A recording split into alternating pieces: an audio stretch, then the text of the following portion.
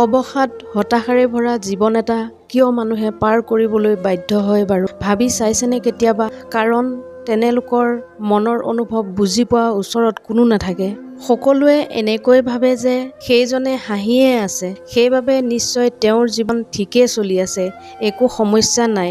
কিন্তু মানুহে পাহৰি যায়, আচলতে যিসকল মানুহে বেছি হাঁহি মাতি থাকে তেনেলোকে ভিতৰি ভিতৰি বহু দুখ কষ্ট কঢ়িয়াই লৈ ফুৰে।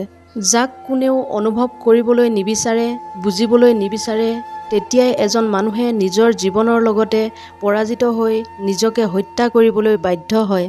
তেতিয়াহে আন মানুহে বুজি পায় যে যদি আমি সেইজনৰ লগত অলপ ভালদৰে কথা পাতিলো হয় বা হাঁহিৰ আঁৰৰ দুখবোৰ বুজিবলৈ চেষ্টা কৰিলোহেঁতেন, আজি তেওঁক আমি হেৰুৱাব লগা নহ'লহেঁতেন। কিন্তু কাৰো জীৱিত কালত কাৰো দুখ সুখৰ সমভাগী হ'বলৈ কাৰো সময় নাই, সকলো ব্যস্ত নিজৰ জীৱনক লৈ। আজিকালি বেছিভাগ মানুহে পলাই আঁতৰি যায় যেতিয়া বুজি পায় যে এতিয়া সেইজনৰ দুখৰ কাহিনী শুনি থাকিব লাগিব। আচৰিত সঁচাকৈ, আনৰ দুখৰ কাহিনীবোৰ বেছিভাগ মানুহৰে কামোৰ যেন লাগে। জীৱনটোত সুখ দুখৰ চক্ৰটো চলিয়েই থাকে।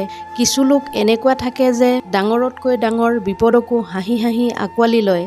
আৰু কিছু লোক এনেকুৱা আছে যে এটা সৰু বিপদ বা আঘাততেই ভাগি পৰে, গোটেই জীৱন সেইটো দুখৰ পৰা মুক্ত হ'ব নোৱাৰে। সদায় সেই দুখবোৰক বুকুৰ মাজত লৈ ঘূৰি ফুৰে, যদিও বাস্তৱ এইটোহে যে যি পাৰ হৈ গ'ল সেইটো আৰু ঘূৰাই আনিব নোৱাৰি। তাক লৈ চিন্তা ভাৱনা কৰি থাকিলেও একো কৰিব নোৱাৰি। হৈ যোৱা ঘটনা এটাক আৰু একো শুদ্ধ বা ঠিক কৰিব নোৱাৰি। কিন্তু এইটো নিশ্চয়কৈ কৰিব পাৰি যে সেই ঘটনাক পাহৰি আপোনাৰ জীৱনটোক এক নতুন মাত্ৰা দিব পাৰি। যাৰ ওচৰত টকা নাই তেওঁলোকে ভাবে টকা যদি থাকিলেহেঁতেন গোটেই সমস্যাবোৰ শেষ হৈ গ'লহেঁতেন। কিন্তু এইটো নহয়, টকাৰে মানুহৰ মনৰ দুখ কম কৰিব নোৱাৰে।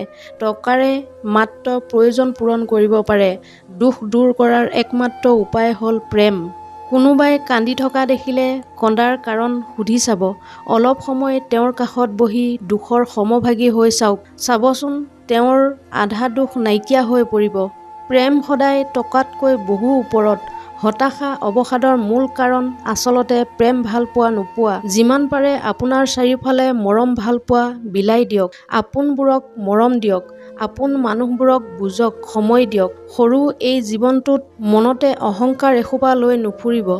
যিসকল মানুহ অকলে থাকে সেইসকলক আনে ক'ব পাৰে অহংকাৰী, স্বাৰ্থপৰ বুলি। কিন্তু দৰাচলতে সেয়া এক ভুল ধাৰণাহে। অকলে থকা মানুহবোৰে সকলো কাম বা সকলো সময়ৰ প্ৰত্যাহ্বানৰ লগত অকলেই মোকাবিলা কৰিব পৰাকৈ আত্মবিশ্বাস ৰাখে। সেয়েহে তেওঁলোকৰ বাবে এইটো এক ফেক্টৰ নহয় যে অকলে আছে নে জনসমাজত আছে, কিয়নো তেওঁলোকৰ নিজৰ লগতে সম্পূৰ্ণ। এনেধৰণৰ মটিভেশ্যনেল ভিডিঅ' পাই থাকিবলৈ মোৰ চেনেলটো ছাবস্ক্ৰাইব কৰি ৰাখিবলৈ নাপাহৰিব।